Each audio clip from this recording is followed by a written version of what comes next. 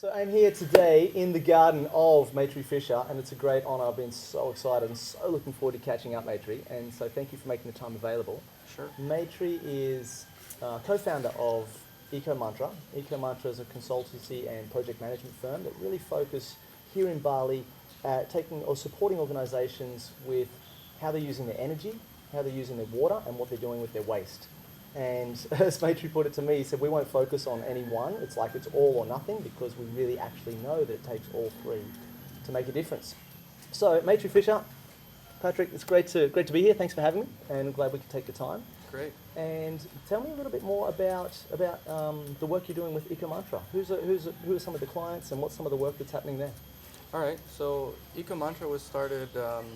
We started developing the idea about 2.5 years ago. Mm-hmm. Really came to what it is now about a year and a half ago when we had defined the business model, and essentially what we wanted to do is come here and come back home really and find a way to really help Bali, Indonesia make the change towards more sustainable practices. Nice. And one of the ways we identified that would be efficient for a business to do that is, or for people to do that, is really to work with businesses where we have a larger impact, where businesses consume most of the energy, the water, produce a lot of the waste. And tourism, as you know, here is quite big. So tourism is about 60% of the economy, 65% depending on how you look at it. And Hello. yeah, that's the dog. So we really wanted to find a way to motivate businesses, who are the largest player in the tourism industry, to start making positive changes and adopting more sustainable measures and business practices. We had identified energy, water, and waste as the three largest environmental problems that we thought exist on the island, and definitely ones that we could address and work with.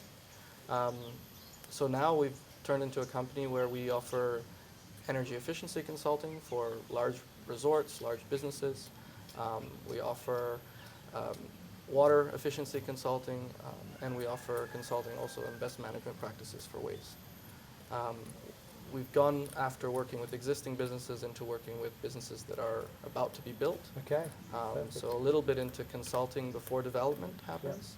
So people who really want to implement more sustainable practices in the build before anything goes up, which is always the best time to do such things. We get involved with them, or at least they come to us and we work something out. And that's really great because we've seen it transfer from, okay, we can make your business more efficient, and we've learned a lot there, and now we're bringing it into how can we do that from the very beginning, not just bringing in efficiency, but also starting from the very beginning, using the best. Perfect. So give me an example of a few, and I really want to get to some of the challenges that you're solving and some of the technology that you're working with. Before we launch, because that's what I'm really excited about, before we launch into that, give me an example of some of the kind of organisations that you're working with, and some of the, just to give us a bit of a perspective on who we're talking about here. Sure. Currently we are running 3 projects. We're working with the Alila group, so they have the Alila hotels, Alila Uluwatu and Alila Ubud. We've done 2 projects with them. We're working with Waterbomb, which is a water park down south in Kuta. They're an amazing client. They're one of the few businesses who really want to do as much as they can. And so it's a pleasure to work with them. And we're developing a eco resort in Lombok on the Gili Islands. Oh, wow. The idea there is really to build as much as possible something that is luxurious, but at the same time as eco-friendly as possible, given the constraints you have in Indonesia, the rules, the regulations, the difficulties. You can't always get simple and easy products that we have abroad here. So we have to think about how do we apply sustainability to Indonesia, and what's what will last a long time. So a lot of sustainability practices are short-lived, and that's difficult for a resort. You need something that's robust and lasts a long time. So there's definitely a challenge there. And we're all currently working on individual projects as well. So we don't just work with businesses. We have what we call our passion projects. So we have right now the Bali Water Protection Program, which is running through EDEP and the Polytechnic University in Denpasar. That's kind of my passion project, where I'm a hydrologist, so I'm one of their scientific advisors for the program. Nino, my business partner, he's really passionate about waste and waste management. So his big thing is right now what we call Merah Putih Hijau. It's essentially a decentralized waste management facility that incorporates a lot of the best practices that have worked on the island, and really is trying to deal with waste on a decentralized level that is capable of, it's a facility that's capable of financing itself through its Wow. own products that it generates, whether that's compost or reselling plastics that can be recycled or producing fuel from other plastics. Yep. And by decentralised, you mean it's not all coming to one place. It's in the villages. It's where the waste is. That's correct. Because one of the biggest problems we have here is getting that waste to our dumps. A big plant. And most of the dumps are already over capacity. So what's the point in bringing waste there? And they're not recycling anything. It's just a dump. So, I mean, you can reduce waste just by separation. You can reduce the amount of waste that goes to landfill by 70%. Wow. Because if you take out the organics and the inorganics, you can make compost with the organics, and there's 70% of household waste and resort waste. Yeah. So we make compost, we take the other 30%, and we recycle that as much as we can, reselling to the industry, because there is already, a buyback system for certain things. Yep. And then what we can't do, well, that will be the challenge. Nice. One of the things we're sticking into there is a pyrolysis machine. Pyrolysis. And what that does is it converts plastics into a crude diesel oil, and then we refine that further into different fractions of diesel and kerosene. Wow. So that goes into the facility as well. So these are kind of three projects. You got your plastic, you put it through this machine, and then you can run trucks on it. Well, ideally, yes. Wow. On an industrial scale, it's very common, and it's can be a relatively complicated process. Now, doing it on a small scale, it's very challenging. Gotcha. So our project started with really figuring out, the big idea was, can we make this machine from recycled parts? And we have. Wow. We've made it from recycled parts. Now we're at the most difficult stage, which is really working on the quality of the fuel produced. Gotcha. So the refinement. Yeah, and so I think we're about 6 months away until we have something we'll be happy with. Right on. But that's also been just, it takes a while. So that's Nino's project? Yeah, so water is me, Nino's waste, and the plastic to fuel machine, that's our third partner, YN. It's YN. Yeah. Okay. So we're kind of heading these projects. These are our passion projects. We spend about 10 to 20% of our time on them. Yep. And the waste and the plastic pyrolysis machine obviously came together into one facility, so that's nice. So that's kind of turned into one thing. And the Bali Water Protection Program is currently still in funding phase. Yeah, gotcha. So, we can probably dive into that a little bit more shortly, and I'd love to hear about, from your perspective, I mean, obviously being here on the island, doing this kind of work, you get to see firsthand, I mean, you're on the front line of a lot of the challenges. So it's kind of a two-part question. I'll let you decide how you're going to answer it, but what do you see as the biggest challenges that need solving, that need addressing, that need putting their attention on? And even before that, what's the story that for you, what drives you in all this? What got you into, because we all see that there's a lot of problems. Sure. We all see there's a lot of challenges, in Bali, in Indonesia, on our planet that humanity's facing that we know we're going to have to deal with. So I want to hear your perspective on those. But also, what was it for you? What was that moment when you said, this is not okay, this is not good enough, and in fact, I have an opportunity and maybe even a responsibility to do something about it? Well, I grew up here. Okay. And the Bali I remember when I was a kid has changed a lot. Yeah, I bet. Haven't seen that change, some for the better, some for the worst. One of the biggest things was always the environment. Yeah. I was always connected to it. So after I finished my degrees, I came back here, and I always wanted to do something good with my skills and having a passion for the environment. The two came together, and we spent some time figuring out how best to put something together so we can do what we want to do, which is, have a positive impact on the island and on Indonesia and on the world maybe one day. We're still very small right now, but we're working on it, and it keeps moving forward, and sometimes faster than we're comfortable with, but we just ride it and do our best. Sure. But yeah, in that process, of course, of growing up here and noticing things, I mean, the clearest thing when I was a kid is waste. We've never had a system to manage waste, so that was always a big thing, and that's how I met my partner. He's big on waste. He had done an internship here. He had studied in Indonesia. He also grew up here. He's worked with David Cooper, who runs the Temesi recycling plant, which is the dump for Gianyar, which is already at about 150% capacity. Oh my God. And it's falling apart because they've achieved some sort of a diseconomy of scale. Well, it's not exactly a diseconomy of scale, but it was designed to be a much smaller facility, and they're taking a lot more waste, and they just can't handle it. And more's coming in every day. Yes. Yeah.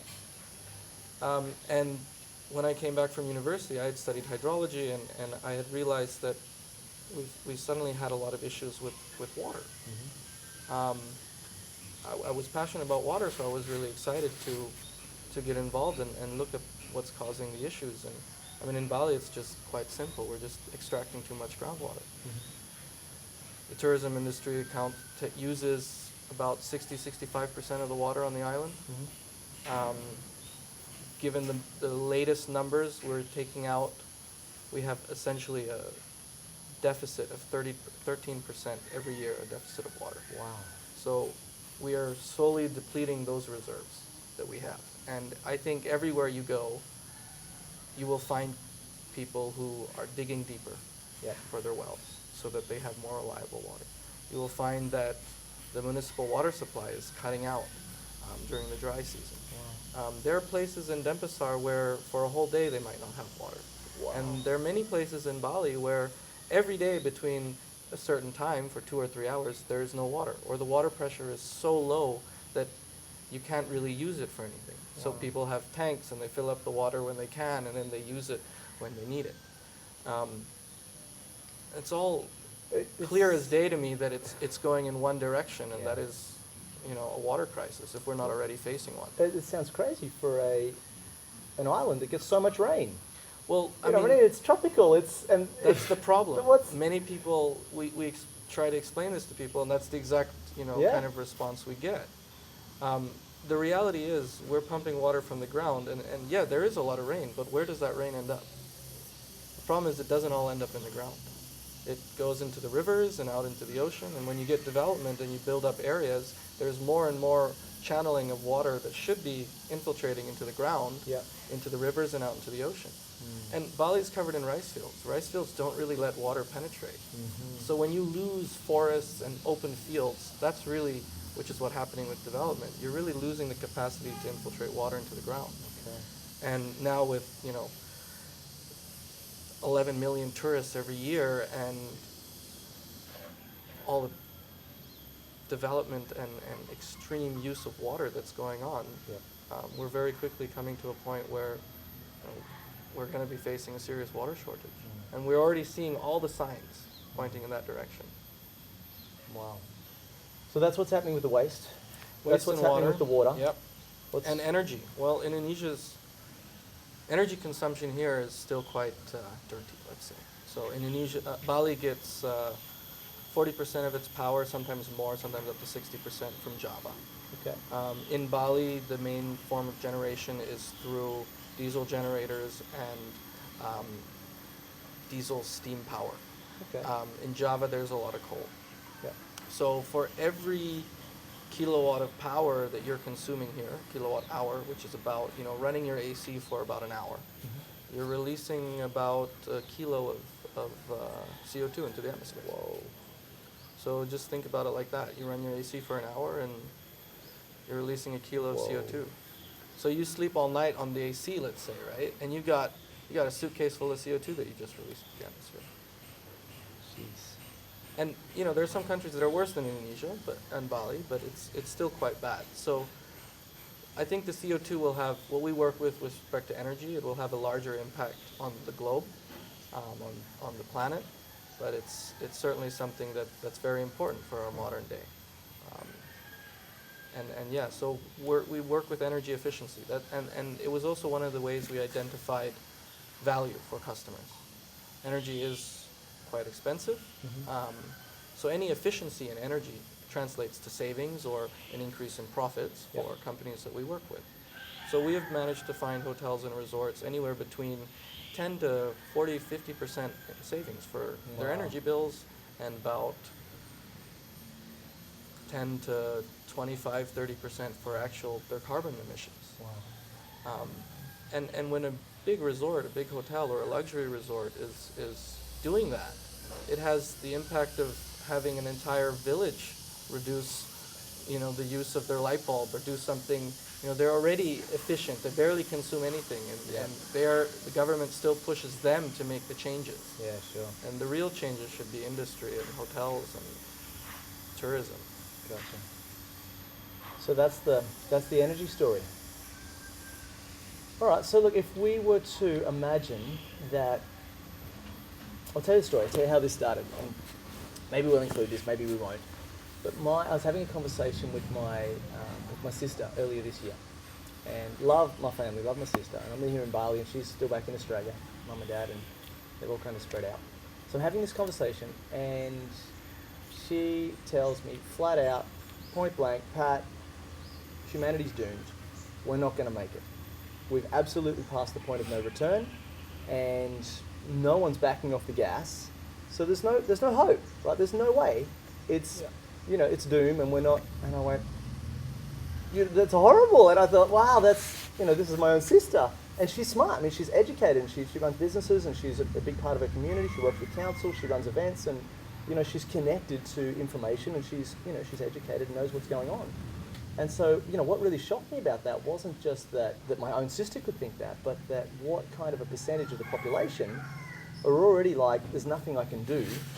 I don't, my actions don't count because we're not going to make it anyway. And I thought, so it challenged me to think, well, what do I really believe? Do I think we're going to make it?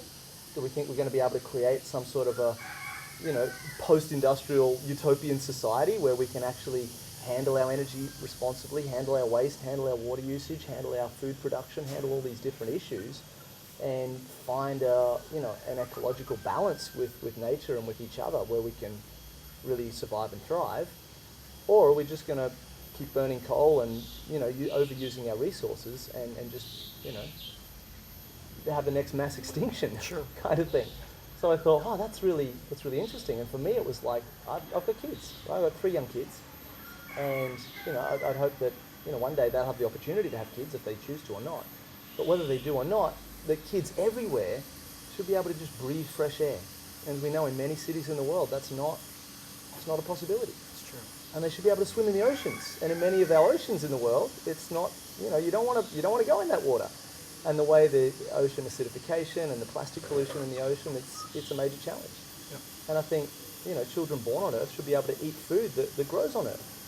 And there should be enough energy and food and water for everybody. And, in a lot of places that's already not the case. And it looks like, the kind of what we've been talking about, it's going to be less and less with the trends the way they are.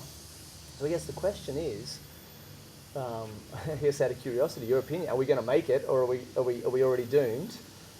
Well, it's funny because, when I think in my second year of university, I got to a very similar point in my life. I was studying geoscience and astrophysics at a private university in Germany, and all we talked about was, one of the major topics was global climate change, how we've affected this Earth until now, and it was one of the release of it was the time when one of the first IPCC reports was being released, and we were talking about 2 to 6 degrees of warming and what's going to happen, and I really felt helpless as well, like, we're such a small piece of this puzzle, what can we do to really make things change? And that actually bred a little bit of hatred inside me. I don't know how, but I eventually got over it. And I think what the message to learn here really is that if everyone thinks like that, nothing will ever change.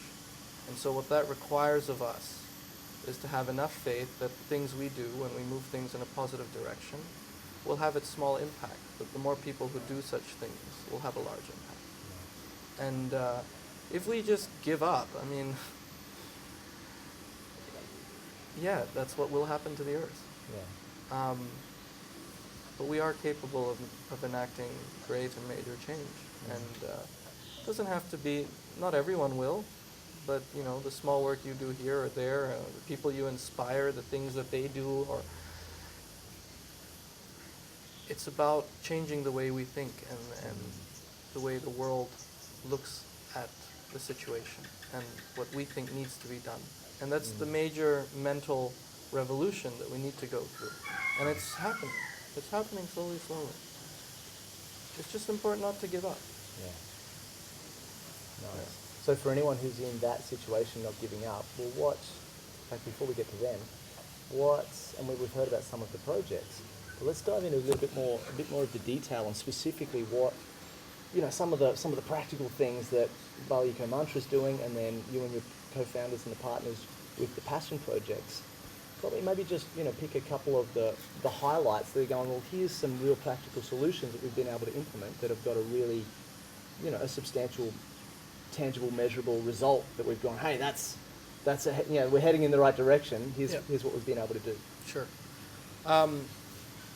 With respect to water, Yep. the best thing you can do really is to be conscious about how you use your water. If you are capable of capturing rainwater and using that for your garden, that's a relatively easy and cheap solution to do. One of the solutions that we work on is also building recharge wells.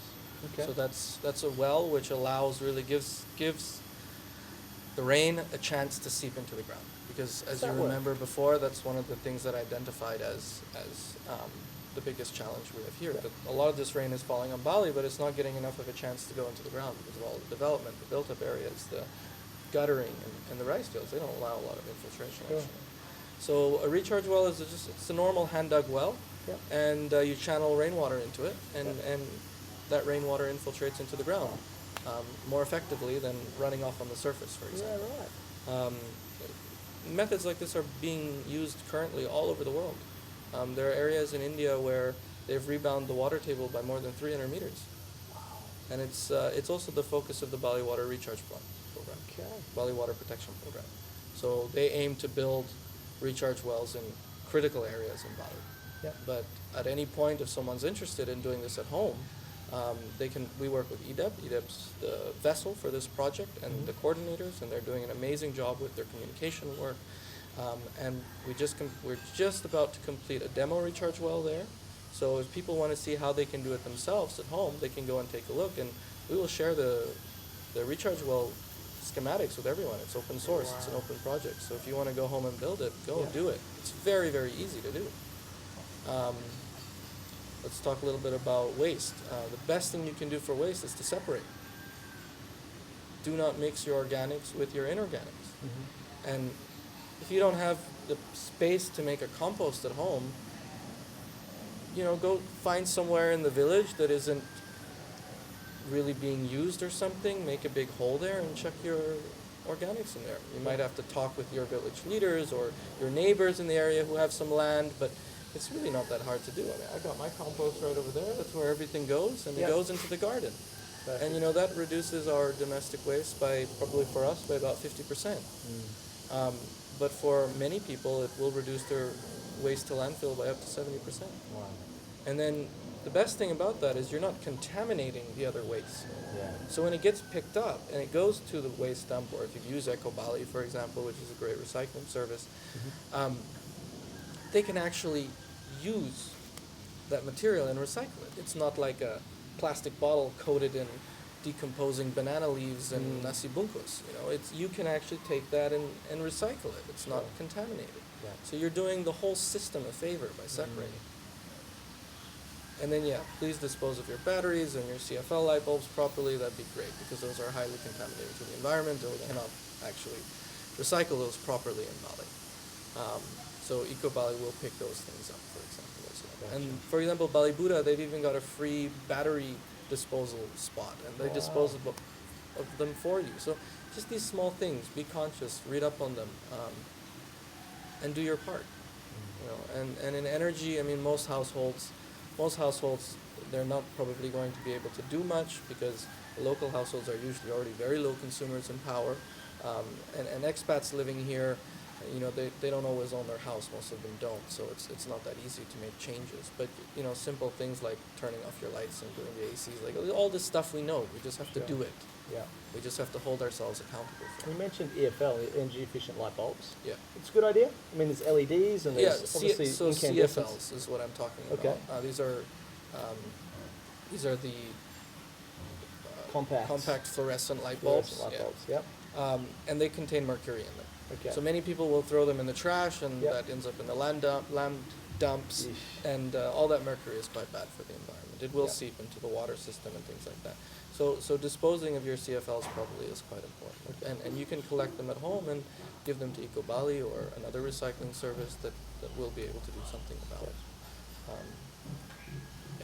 And we're okay using them though? I mean, it's Yeah, not it's like okay to use, but if you're going to use them, please dispose of them properly. Just you do know. the right thing when they're Otherwise, done. go for LEDs. Yeah, LEDs, no problem there. Recycling's problem. much easier. Yeah. Okay, And it also depends what energy LEDs. efficiency?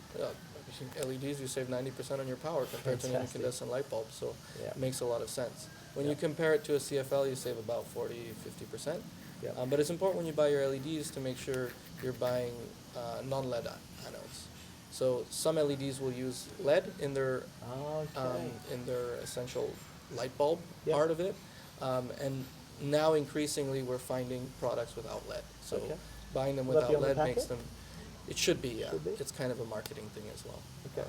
Might be a little harder to find, but you know, LEDs do last 5 years. They are easier to dispose of. They don't break and leak the mercury into the ground. So in a way, it's a better choice. But they can still be quite Nice. quite Well, polluting. we've just switched our house to LEDs over the last few months. I've been buying them, but I didn't know to look for LED. So that's a good tip too. I'll Yeah, check I on mean, the packets I'm when I not. get home. We don't really work with products that are classically on the market. So I don't know what you can find Gotcha. in the electricity store. Yeah. But our suppliers certainly have those credentials. Nice. And yeah, we can't do that for households, but we will do that for large properties. for Yeah, of example. course. But this is, I mean, if you're a household, you don't need a consultancy firm or No. a project I mean, management firm to change your light bulbs. Not We just really. go out and buy new light bulbs and put them in, and there we Yeah. go. We turn the aircon off. We turn the lights off. We Precisely. just do what we need to do. Exactly. Perfect. So there's three things. Recharge wells is great, and watch water consumption. Yeah, recharge wells, capture some rainwater. if Capture you rainwater can. for the garden. Exactly. Split your waste. Yes. Inorganics, organics, plastics, and stuff that can go back into the garden. And if you've got a garden, perfect. You need that anyway. Yeah. And if not, someone around you will Yeah. that can take it. Or You there's just dig a hole in the ground and dump it in there. When it's full, cover it and dig the next one, and then just rotate. you It's know? that easy. It's really that easy. Yeah. You need to be accountable Nice. to self. Accountable to self. I mean, that's a huge part. And then energy efficiency. So this is, the simple things that we know. Yeah. So at the end of the day, this is really about, what I'm hearing from you through this whole thing is like that the individuals, that, the big entities, the big organisations, the big resorts and big hotels have a far greater energy use, water use, waste output than, Certainly. say, a home or even a village.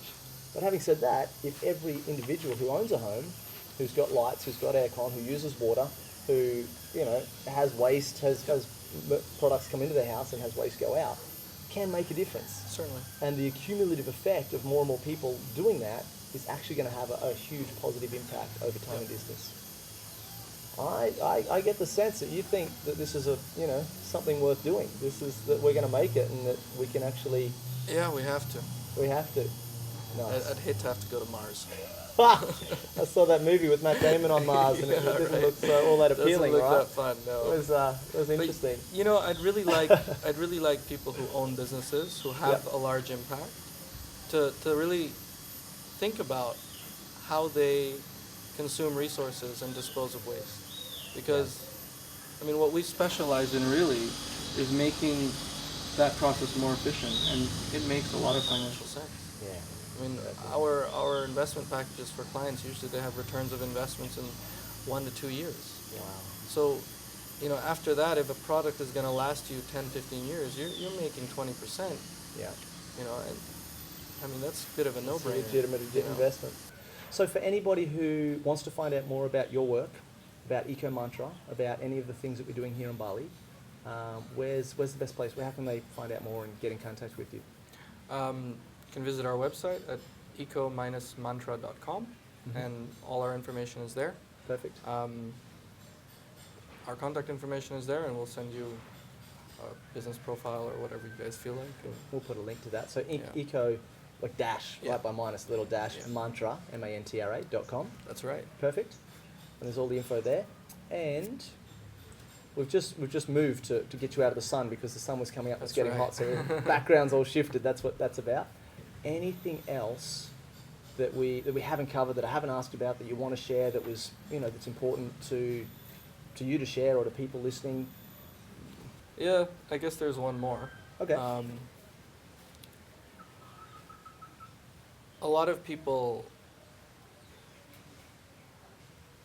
have a problem with committing to the good things that they get excited about. Many times people find a source of inspiration, and they start doing something in a week, in two, in a year, it kind of just disappears. And I think this is a problem that a lot of people have, and one of the main reasons why a lot of solutions in Bali just have not really been taken to the next level. A lot of people start something, but they don't finish. So it's really important to finish what you start, and make sure that when you do leave something, you leave it with all the information and all the resources it needs to run itself. Because there's a lot of people coming to Bali and they're like, oh, I want to do something great, I want to help, I want to do some aid, I want to build this, I want to do that. And they do it, and that's great, but they have no sustainability in mind. They don't have any idea of how to make sure it keeps going. And this kind of help, it's classically done by World Bank, JICA, Asian Development Bank, etc., right?